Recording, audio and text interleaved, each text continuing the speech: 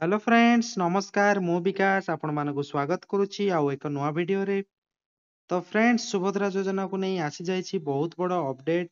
जदि आपण माने जणे सुभद्रा हिताधिकारी और आपण माने सुभद्रा योजना रो आवेदन करिथिले एवं सुभद्रा योजना रो गोटे किस्ती पाई बा द्वितीय तृतीय किस्ती टंका पाई नाहंती बा प्रथम द्वितीय किस्ती पाइथिले एवं तृतीय किस्ती समय रे आपणकर पैसा आसिला नाही रिजेक्ट हो जाइछि तो सही मानक पई सुभद्रा योजना पोर्टल रे एबे आपण कोन पई रिजेक्ट हेले बा काहे पैसा आसु नाही। तो वर्तमान आपण मानको बहुत बड़ खुशी खबर आसी जाइछि। वर्तमान आपण माने आपणको रिजेक्ट रो कारण आपण माने जानि परिबे बा आपण माने रिजेक्ट रो कारण मध्ये देखि परिबे।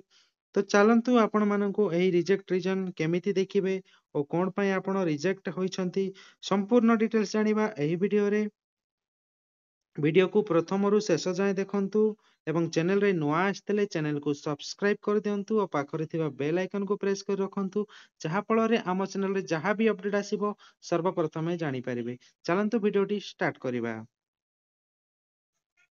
तो फ्रेंड्स आमे तो सही सुभद्रा योजना रो रिजेक्ट रीजन जानिबा बा देखिबा आपण केमिति देखिबे आपण मानकु देखाइबे ता पूर्वरु चलंतु सुभद्रा योजना रो योग्यता अयोग्यता मानदंड कोन रहिछि आपण मानकु सेटा क्लियर कर देउछि।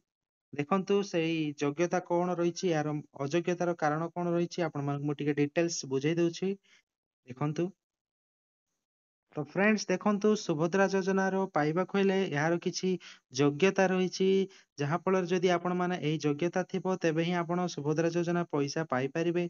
तो एबे देखिबा यार योग्यता रे कोन कोन रहिछि देखंतु आवेदनकारी ओडिशा रो बासिंदा होइतिबा आवश्यक जदि से सुभद्रा आवेदन करिवे से तो ओडिशा बासिंदा हेतिबा आवश्यक। आउ देखंतु आवेदनकारी एनएफएसए एसएफएसए अंतर्भुक्त होइतिबे एनएफएसए एसएफएसए रो वंचित थिबा परिवार जणे महिला सुभद्रा अधीन आवेदन करि पारबे तांकु परिवार रो वार्षिक आय 2,50,000 रु अधिक होई नथिबो। देखंतु जदि आपण पाखरे रेशन कार्ड अछि एनएफएस रेशन कार्ड किंबा एसएफएस रेशन कार्ड अछि तो आपण आवेदन करि परिबे। जदि आपणक पाखरे एनएफएस किंबा एसएफएस आ रेशन कार्ड नाही तो आपणकर पारिवारिक आय 2,50,000 रु अधिक होई नथिबो तेबे आपण एहा आवेदन करि परिबे। तेबे देखिबा 3 नंबर एही योजना अधीन रे योग्य हेबा पई आवेदनकारी बयस धार्य तारिख अनुଯାୟୀ 21 वर्षरु 60 वर्षरु कम होइतिबा उचित। आधार कार्ड लिपिबद्ध होइतिबा जन्म तारिख तांको बयस गणना ପାଇଁ ଗ୍ରହଣ କରିବେ। ଦେଖନ୍ତୁ ସୁଭଦ୍ରା ଯୋଜନା ଆବେଦନ କରିବାକୁ ହେଲେ ଆପଣ ମାନଙ୍କର ବୟସ 21 ବର୍ଷରୁ ଆରମ୍ଭ କରି 60 ବର୍ଷରୁ କମ ହୋଇଥିବାର ଅଛି ତେବେ ହିଁ ଆପଣ ସୁଭଦ୍ରା ଯୋଜନା ଆବେଦନ କରିପାରିବେ। ଏବେ ଦେଖିବା 4 ନମ୍ବର ଆର୍ଥିକ ବର୍ଷ 24-25 ପାଇଁ ଧାର୍ଯ୍ୟ 1/7/2024 ରେଖ ସୁଦ୍ଧା ମହିଳାଙ୍କ ବୟସ 21 ବର୍ଷ କିମ୍ବା ତାଠାରୁ ଅଧିକ ଏବଂ 60 ବର୍ଷରୁ କମ ହୋଇଥିବା ଆବଶ୍ୟକ। ତେଣୁ ଆବେଦନକାରୀଙ୍କ ଜନ୍ମ 2/7/1964 ଠାରୁ 1/7/2003 ପର୍ଯ୍ୟନ୍ତ ହୋଇଥିବା ଉଚିତ।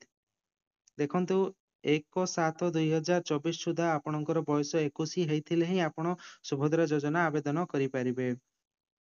ଏବଂ 5 ନମ୍ବର ଦେଖିବା 2024-25 ପାଇଁ ଯଦି ଜଣେ ମହିଳା 1/7/2024 ପରେ 21 ବର୍ଷ ବୟସ ଅତିକ୍ରମ କରିବେ ତେବେ ଯୋଜନା ଅବଧିର ଅବଶିଷ୍ଟ ବର୍ଷ ଗୁଡିକ ପାଇଁ ତାଙ୍କୁ ବାର୍ଷିକ 10,000 ଟଙ୍କା ମିଳିବ। ସେହିପରି ଯେଉଁ ମହିଳା 1/7/2024 ପରେ 60 ବର୍ଷ ପୂରଣ କରିବେ ତାଙ୍କୁ ଯୋଜନା ଅବଧିର ଅବଶିଷ୍ଟ ଗୁଡିକ ପାଇଁ ଏହି ସହାୟତା ଦିଆଯିବ ନାହିଁ। ଦେଖନ୍ତୁ ଏହାର ଏଇ କିଛି ରହିଛି ଯୋଗ୍ୟତା ମାନଦଣ୍ଡ ଯାହାକି ସୁଭଦ୍ରା ଯୋଜନାରେ ଏଇ ସବୁ ଥିଲେ ହିଁ ଆପଣ ସୁଭଦ୍ରା ଯୋଜନା ଆବେଦନ କରିପାରିବେ। ଦେଖନ୍ତୁ ଫ୍ରେଣ୍ଡସ୍ ଏବେ ଜାଣିବା ସୁଭଦ୍ରା ଯୋଜନାର ଅଯୋଗ୍ୟତାର କାରଣ କଣ କଣ ରହିଛି। ଦେଖନ୍ତୁ ଯେଉଁ ମହିଳା ମାସକୁ 1,500 ଟଙ୍କା କିମ୍ବା ତାଠାରୁ ଅଧିକ କିମ୍ବା ବାର୍ଷିକ ମୋଟ 18,000 ଟଙ୍କା ବା ତାଠାରୁ ଅଧିକ କୌଣସି ରାଜ୍ୟ କିମ୍ବା ସରକାରୀ ସହାୟତା ଯଥା ପେନସନ ଛାତ୍ରବୃତ୍ତି ଇତ୍ୟାଦି ଗ୍ରହଣ କରୁଛନ୍ତି ତେବେ ଏହି ସୁଭଦ୍ରା ଯୋଜନାରେ ସେ ଆବେଦନ କରିପାରିବେ ନାହିଁ। ତ ଦେଖିବା ସେକେଣ୍ଡ ଜଣେ ମହିଳା ନିଜ କିମ୍ବା ତାଙ୍କ ନିଜ ପରିବାର ସଦସ୍ୟ ଯଦି ବର୍ତ୍ତମାନ କିମ୍ବା ପୂର୍ବତନ ସାଂସଦ କିମ୍ବା ବିଧାନସଭା ସଦସ୍ୟ ହୋଇଥିବେ ଆୟକର ଦେଉଥିବେ ଯଦି ଆପଣ ଆୟକର ଦେଉଛନ୍ତି ଆପଣଙ୍କ ପରିବାରରେ କେହି ତ ଆପଣ ଏହା ପାଇପାରିବେ ନାହିଁ। ଯେକୌଣସି ସହରାଞ୍ଚଳ ସ୍ୱାୟତ୍ତ ଶାସନ ସଂସ୍ଥା ଉର୍ବାନ ଲୋକାଲ ବଡି କିମ୍ବା ପଞ୍ଚାୟତ ରାଜ ଅନୁଷ୍ଠାନ ନିର୍ବାଚିତ ଜନପ୍ରତିନିଧି ହୋଇଥିବେ କେବଳ ୱାର୍ଡ ମେମ୍ବର ସ୍ଥାନୀୟ ପରିଷଦ କାଉନସିଲର ସଦସ୍ୟ ବ୍ୟତୀତ।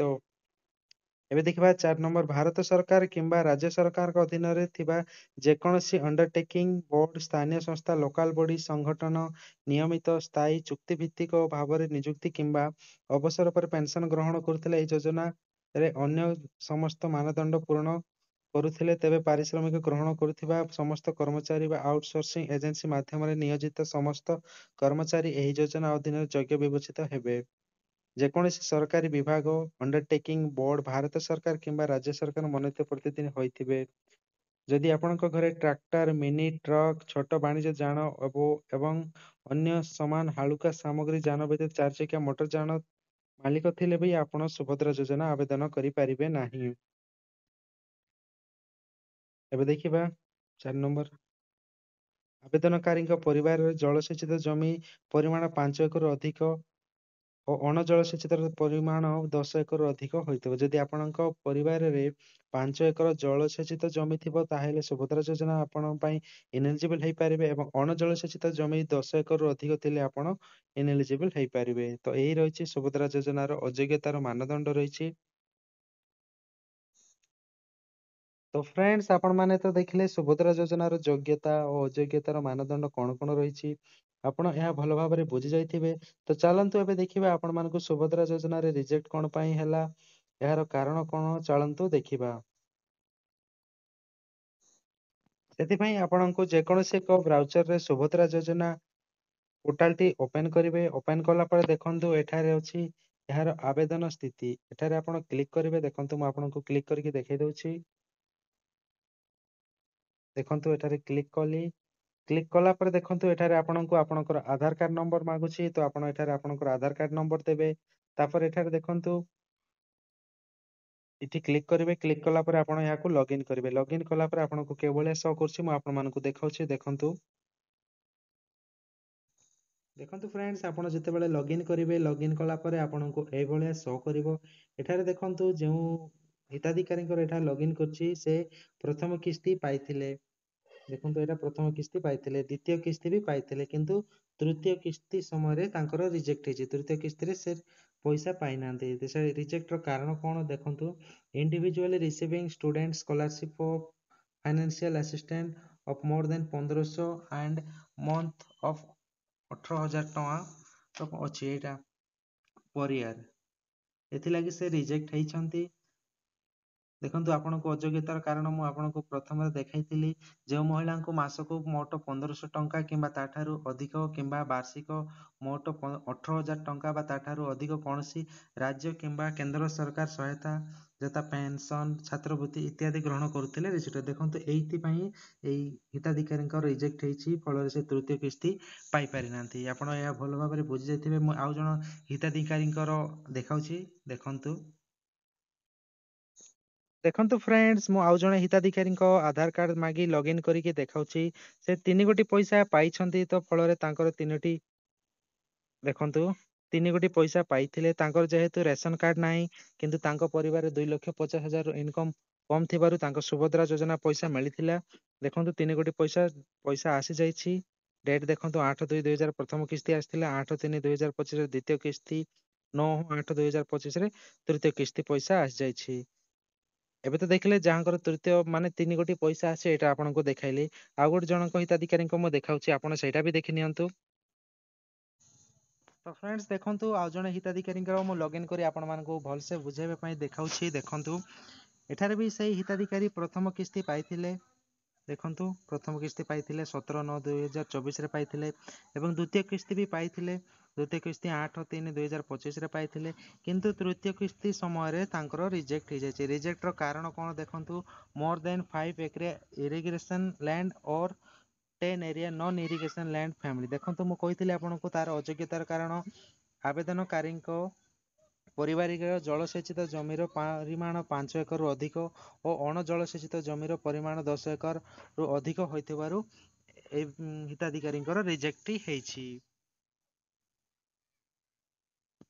ଦେଖନ୍ତୁ ଆପଣ ବୁଝି ଯାଇଥିବେ, ଏଥିଲାଗି ହିତାଧିକାରୀ ତୃତୀୟ କିସ୍ତି ପାଇପାରି ନାହାନ୍ତି। ତ ଫ୍ରେଣ୍ଡସ୍ ଆପଣମାନେ ତ ସୁଭଦ୍ରା ଯୋଜନାର ରିଜେକ୍ଟର କାରଣ ଦେଖିଲେ।